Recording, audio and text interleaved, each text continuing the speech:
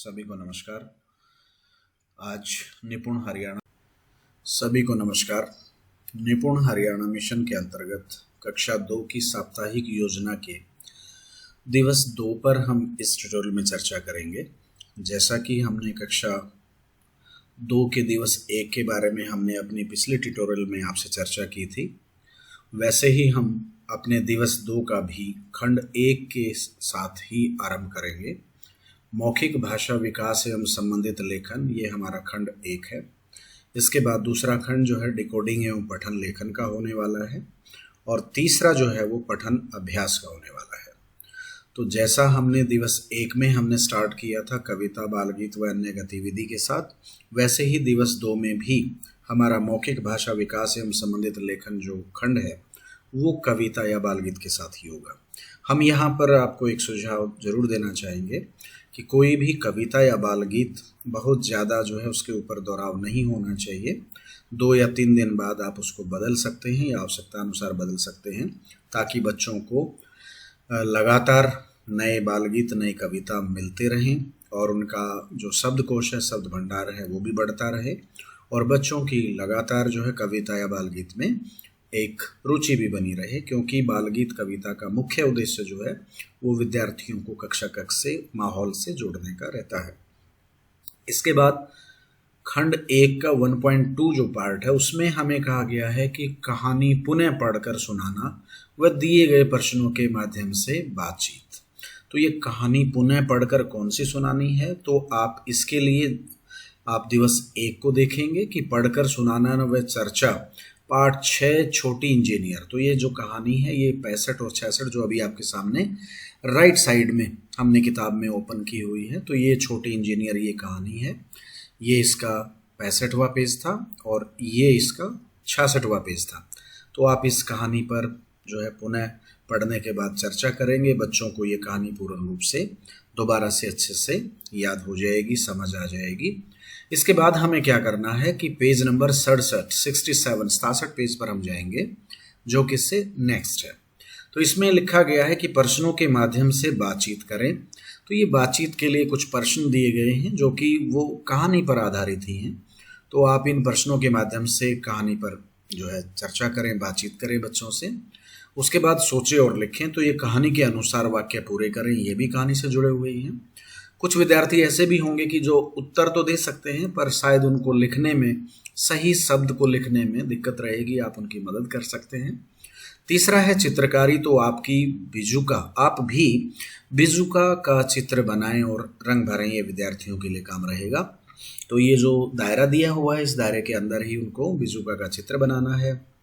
बिजुका को वो देखकर, जो उनका चित्र है उसको देखकर वैसा बनाने का वो प्रयास करेंगे। वो बिजुका से पूर्ण रूप से जोड़ेंगे। वो उनका नाक कैसे बना, कान कैसे, या जैसा भी वो बना पाते हैं। तो ये बच्चे को इस कहानी से जोड़ने के लिए जो है एक हमारी गतिविधि है, और मोटर स्किल्स जो है इम्प्रूव होती हैं उसके लिए भी, और अन्य विभिन्न प्रकार के लाभ जो है वो चित्रकारी के माध्यम से विद्यार्थियों को हम दे सकते हैं। तो इस तरीके से जो है हमारा 1.2 पार्ट हो जाएगा। इसके बाद 1.3 में लिखा हुआ है दिवस 2 में पाठ आधारित लेखन अभ्यास, पार्ट 6। तो ये भी 67 पेज पर है। तो ये लेखन वाला जो हम अभी आपको बता रहे थे, सोचें और लिखें, तो ये दोनों सेक्शन जो हैं 1.2 और 1.3, तो पहले वाला था बातचीत के लिए और दूसरा सोचें और लिखें और चित्रकारी, ये वाला जो है सेक्शन 1.3 को कवर करता है। तो इस तरीके से हमारा खंड 1 जो है वो कंप्लीट हो जाएगा, जिसमें हमें 30 मिनट जो हैं वो प्रिस्क्राइब किए गए हैं। इसके बाद डिकोडिंग एवं पठन लेखन वाला सेक्शन आता है, जिसके लिए हमारे पास 40 मिनट है।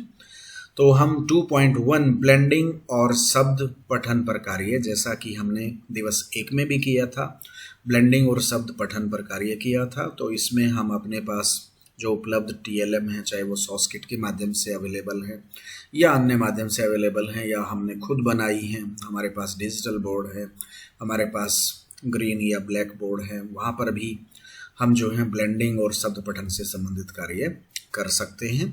और ये वाला कार्य करने के उपरांत अभ्यास कार्य 2.2 में 6.2 पर कार्य हमें करना है, जो कि 71 पेज पर है। तो हम 6.2 पर जाते हैं तो 6.2 हमारे पास किताब में अवेलेबल है।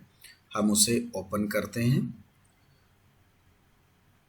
6.2 6.1 हमने दिवस 1 में किया था, तो ये हमारा 6.2 जो है वो हमारे सामने आ गया है। ये उचित शब्द चुनकर वाक्य पूरे करें। ये वाला अभ्यास सामने शब्द दिए गए हैं, ये वाले जो है खाली स्थान हैं। तो यहाँ पर ये डिकोडिंग एवं पठन लेखन से संबंधित अभ्यास दिया हुआ है। कौन क्या खा सकता है लिखें। तो यहाँ पर ये जो खाली स्थान हैं ये बच्चे से हमें पूरे करवाने हैं। पढ़ें व नूरी और भूरी, ये एक छोटा सा पैसेज है। ये वाला भी हम जो है डिकोडिंग एवं पठन लेखन प्रयास के माध्यम से, अभ्यास के माध्यम से हमें करवाना है। और फिर सुनकर लिखें। तो 3 से 4 अक्षरों वाले शब्द जो हैं बच्चे सुनेंगे, वो आपके माध्यम से हैं, तो वो बच्चे यहाँ पर लिखने का प्रयास करेंगे। तो इस तरीके से हमारा डिकोडिंग एवं पठन लेखन वाला जो कार्य है 2.1 और 2.2 वो हमारा पूरा हो गया। इस तरीके से काम करवाना है हमें। इसके बाद पठन अभ्यास तीसरे सेक्शन पर आते हैं। तो 3.1 में डे 2 में लिखा हुआ है जोड़ों में या स्वतंत्र पठन।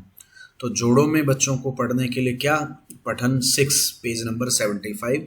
तो ये 75 पेज नंबर हम बुक वाला जाएंगे और 75 पेज नंबर के ऊपर हम जाकर, ये हमारा 75 पेज नंबर आ गया।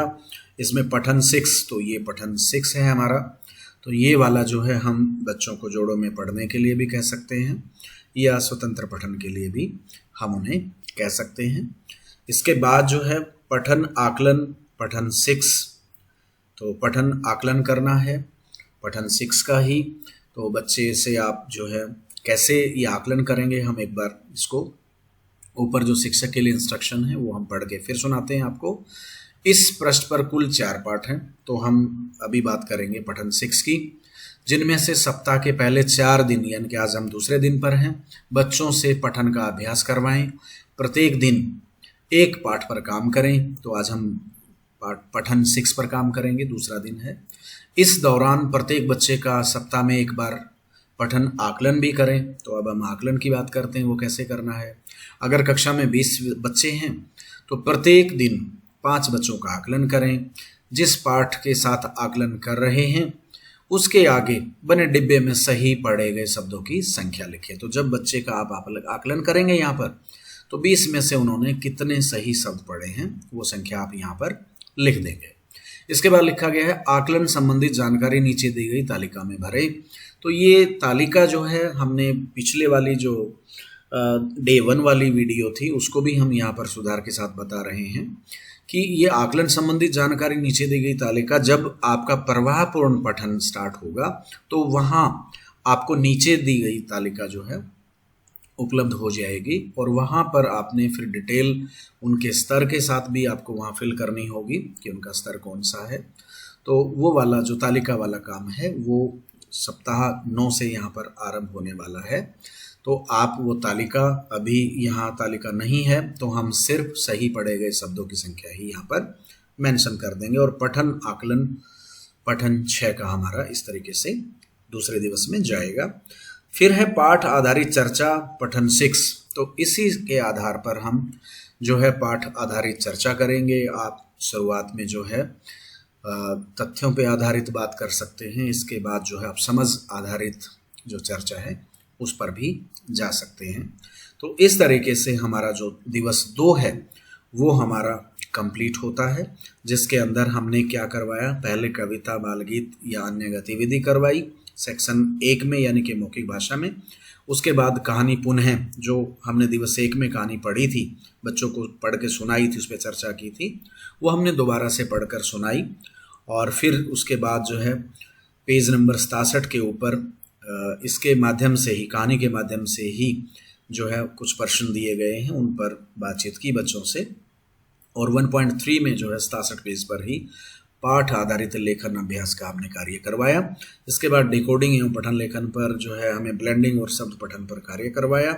साथ में अभ्यास कार्य 6.2 जो कि बुक के 71 पेज पर दिया गया है वो अच्छे से करवाया। तीसरा पठन अभ्यास जिसमें हमने हमारे स्वतंत्र पठन के लिए जो पठन कार्य यहाँ पर दिया गया है, पठन पाठ दिए गए हैं, पठन 6 जो दिया गया है वो स्टेज पर वो करवाया, फिर उसके आकलन की बात की और फिर उसके पाठ आधारित चर्चा पर हमने बात की। इस तरीके से हमारा दिवस जो 2 है वो कंप्लीट होता है। हमें पूरी उम्मीद है कि इस ट्यूटोरियल के माध्यम से आप अपने किसी भी सप्ताह का दिवस 2 किस तरीके से जाने वाला है उसको भी करने में आपको मदद मिलेगी। किसी प्रकार की आपकी अगर कोई और क्वेरी है, कोई सवाल है, तो कृपया इस ट्यूटोरियल के कमेंट बॉक्स में आप लिखें, हम उसका जवाब देने का प्रयास करेंगे। बहुत बहुत धन्यवाद।